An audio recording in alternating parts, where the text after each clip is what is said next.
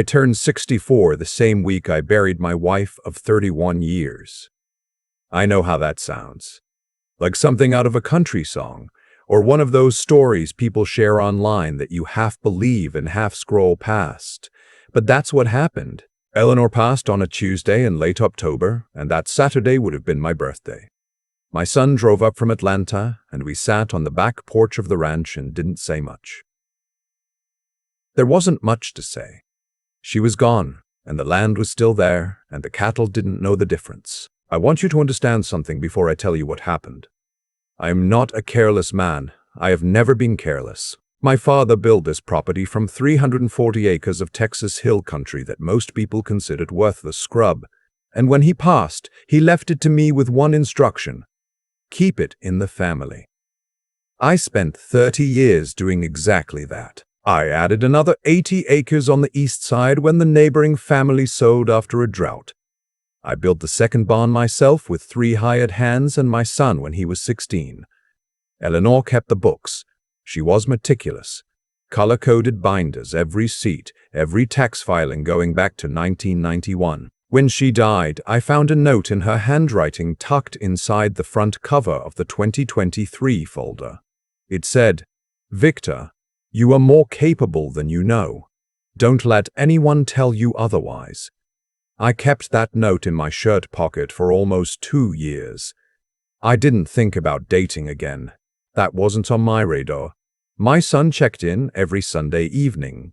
My neighbor, a man I've known for 30 years, named Pete, came over for coffee most mornings. I had the land.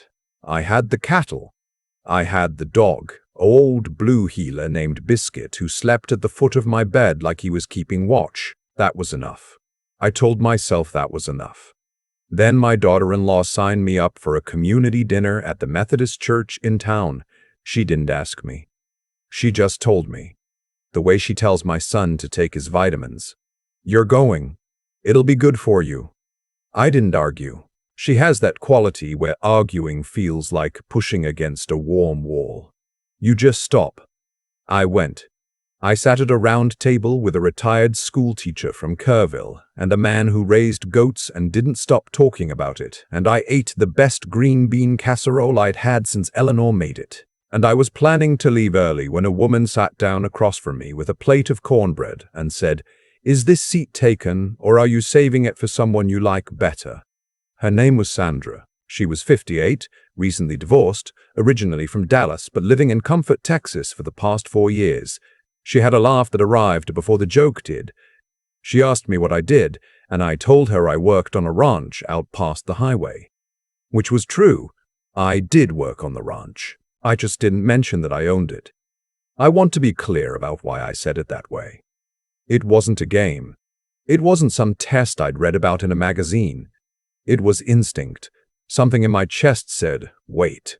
I had met enough people over the years who changed their behavior the moment they understood what the land was worth. Old friends who suddenly needed loans. A cousin who appeared at Eleanor's funeral and spent the reception asking questions about the will.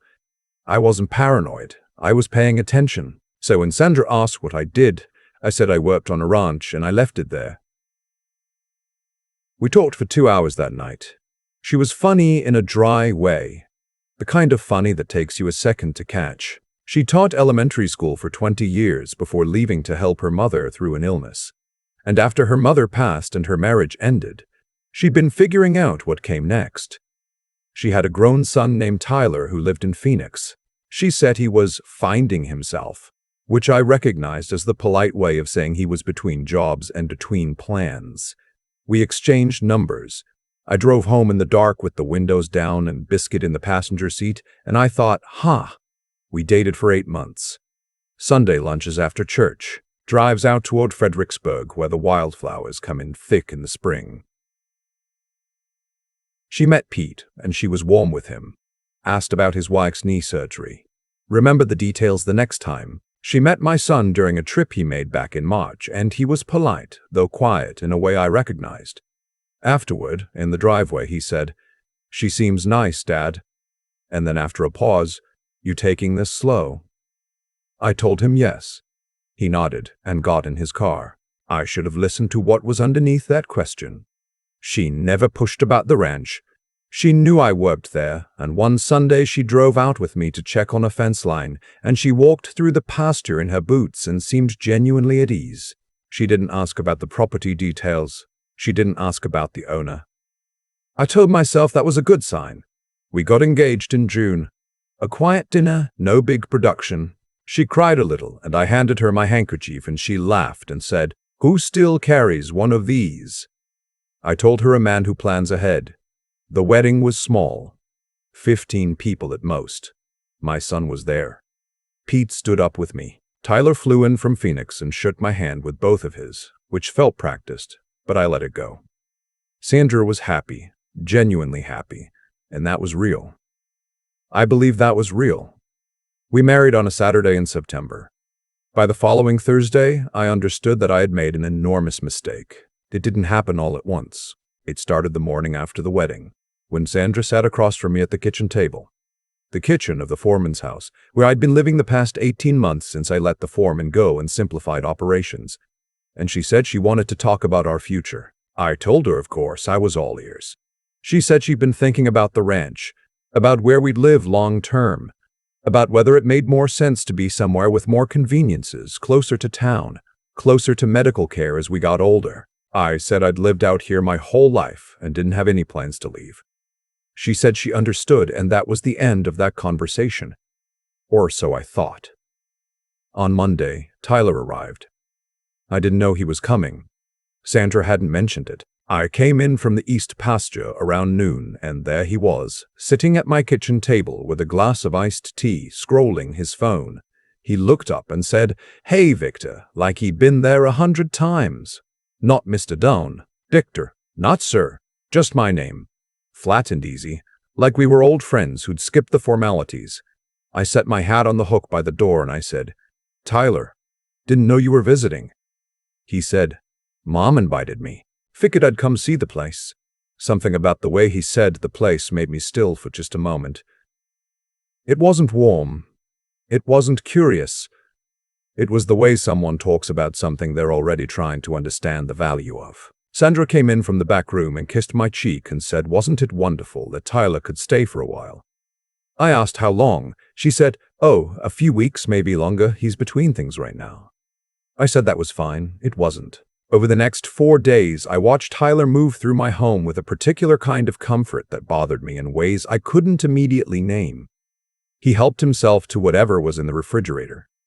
He used my truck once without asking, said he needed to go into town. He started asking Pete questions about the property when Pete came for coffee. How many acres? How long had the family owned it? Was there much of a market for ranch land in this county these days? Pete told me about it afterward with his coffee mug halfway to his mouth, looking at me carefully. I nodded. I didn't say anything. That Thursday evening, Sandra sat me down again. She started with the same preamble from the week before. Our future, our plans, what makes sense going forward. And then she said that she and Tyler had been talking, and they both felt that managing a property this size was a lot for one person at our age. And had I ever thought about what it might look like to sell and use those resources to live more comfortably? Maybe a nice place in San Antonio. A house with a pool. Good hospitals nearby. I looked at her for a long moment. I said, "This land has been in my family for 60 years. She said she understood that. She did. But land was just land at the end of the day. And what mattered was that we were comfortable and together and not exhausted by the maintenance of something this size. I said, "I appreciate you sharing that," and I excused myself. I walked out to the barn. I stood in the dark for a long time with biscuits sitting against my leg. The smell of hay and leather and the particular animal warmth of the barn. The same smell it had been my whole life. My father's hands had built the frame of this barn. My son had nailed planks on the west wall when he was a teenager, and you could still see where one plank was slightly crooked because he'd measured it twice and cut it wrong, and we'd laughed about it and put it up anyway. I thought about Eleanor's note. "You are more capable than you know." I called my son that night. He picked up on the second ring. I told him what had happened. There was a silence, and then he said, "Dad." Tyler flew out from Phoenix 4 days after the wedding. Just that. Just the observation. Let it sit there. I told him I knew. He said, "What are you going to do?" I told him I needed one more day. The next morning, I called my attorney, Gerald Hutchins, whose father had done my father's will and who had handled every property transaction I'd made in the past 20 years. I told him I needed him to come out to the ranch in his capacity as the property manager of record, a role he technically held for liability purposes, and I needed him to be available to speak with my wife about the property status. I explained the situation. He was quiet for a moment and then he said, "Victor, I'll be there at 2 o'clock." I told Sandra over breakfast that the property manager was coming by to discuss some annual maintenance questions and would we all be available. She seemed pleased. Tyler put his phone down and said, "Sure, I'd love to sit in on that." I imagine he would. Gerald arrived at 1:58. He's a broad man, 58.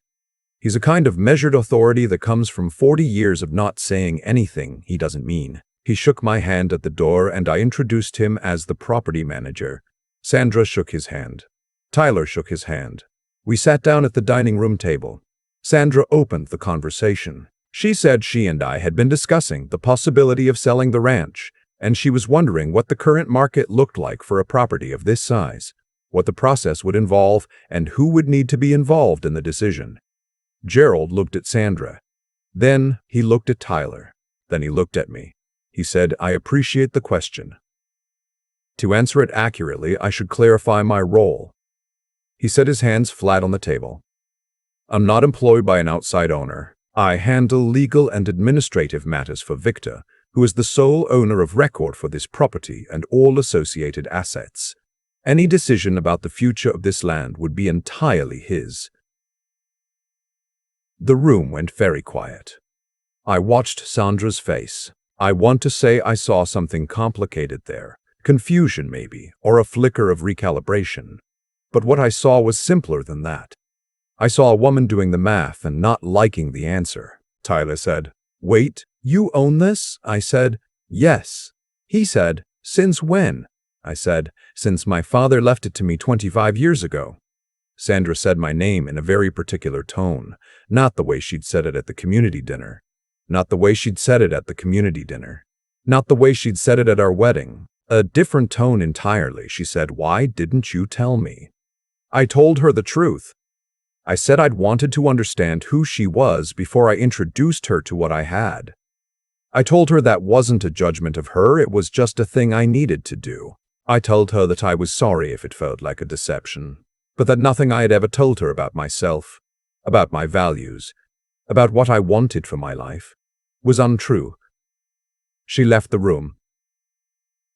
Tyler looked at me for a moment and then he looked at Gerald and then he picked up his phone and went outside. Gerald gathered his papers. He gave me a long look before he left and said, "Let me know what you need." I thanked him. He put his hat on and walked to his truck. I sat at that table for a while. Biscuit came in from wherever he'd been sleeping and put his chin on my knee. Outside the window, the hill country was gold in the afternoon light, the way it gets in October. The cedar and live oak going a little warm, the sky very blue and wide. My father's land. My son's inheritance. Eleanor's 30 years of careful bookkeeping in color-coded binders. Sandra and I had a long, honest conversation that evening. She wasn't a bad woman. I believe she wasn't a bad woman. But she had walked into a marriage without understanding that the man she married had learned the hard way through loss and watching to protect the things that mattered. And Tyler had walked onto my property with an ease that told me everything about where the conversation had started and how long it had been going on before I was included in it. She moved back to her place in comfort 2 weeks later. The divorce was finalized the following spring. It was straightforward. We had a prenuptial agreement. Gerald had seen to that before the wedding, which I hadn't told Sandra about either, and which she hadn't asked about, which told its own story. She kept what she came in with. I kept the land. My son came out for a weekend that summer. We fixed the gate on the east pasture and cooked steaks on the back porch and watched the sun go down over the hills. He didn't say "I told you so." That's not who he is. He just sat there with his iced tea and said, "The place looks good, Dad." I told him it always did. I'm not angry. I was for a while, mostly at myself, for the small voice I hadn't listened to quickly enough. But the truth is I did listen to it, in the only way that mattered. I moved slowly, I protected the asset. I trusted the instinct that said, wait. Before I said everything, I think about the people who don't trust that voice. I have known some of them. A man in this county signed over a partial interest in his property 18 months into a second marriage and spent 3 years in court getting it back. A woman I know from church lost the house her parents built because she added a name to the deed before she understood the character of the person she was adding. The land doesn't know any of this. The cattle don't know. Biscuit doesn't know. Every morning I come out of that house and the hill country is just sitting there, the way it has been my whole life, waiting. Eleanor was right. I am more capable than I know. I just needed a little time to remember it. I've thought a lot about the word trust since all of this happened. Not the kind of trust you declare out loud at a wedding ceremony. I had that, and it didn't mean much. I mean the quieter kind. The kind that's built slowly, over months, through small moments that nobody's watching. The kind Eleanor and I had, which took years to grow and which I only fully understood after she was gone. What Sandra and Tyler showed me wasn't a failure of love, exactly. I'm not sure love was ever the full picture. What it was, more honestly, was a failure of patience on their part. They wanted to understand the shape of what I had before they understood the shape of who I was. Then the moment Gerald sat down at that table and said the word owner, I watched something shift in Sandra's face that told me all I needed to know about what had been driving the conversation from the beginning. That's not a judgment I make lightly. I'm 64 years old. I have made plenty of my own mistakes in this life, and I know what it looks like when someone is running a calculation they've been running for a while. I recognized it because I've been on this land long enough to know what people look like when they're measuring something. Tyler walked through my property the way you walk through a place you're already planning to change. Sandra used the word resources when she talked about the ranch. Not home, not land, resources. What I did, keeping that information close until I understood her character. That wasn't manipulation, it was discernment. There's a real difference, and I think people sometimes blur the two because discernment requires you to admit that not everyone deserves full access to you right away. That's not cynicism, that's wisdom earned the hard way, through watching people you trusted make decisions that revealed who they actually were. The intelligence piece of this, and I mean intelligence in the plainest sense, knowing what you have and thinking carefully about how you protect it, that came from my father. He never once talked about the land as a status symbol. He talked about it as a responsibility, something you steward, something you don't hand over carelessly just because the moment feels right, or because saying no might make someone uncomfortable. I carried that, and when the instinct said wait, I waited. That's not luck. That's discipline. And the resilience part. Getting up the morning after Sandra left and walking out to check the east pasture fence the same way I always had. That came from Eleanor. She taught me, without ever saying it directly, that life continues. It doesn't pause and mourn with you indefinitely. The cattle still need water. The gate still needs fixing. You can grieve and keep moving at the same time, and eventually the moving is what saves you. I kept my father's land. I kept my son's inheritance.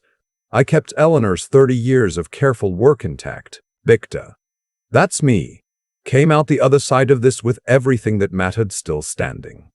Not because I was lucky. Because I paid attention. I moved slowly, and I trusted that what I had built was worth protecting even when protecting it felt lonely. That's the only story I know how to tell.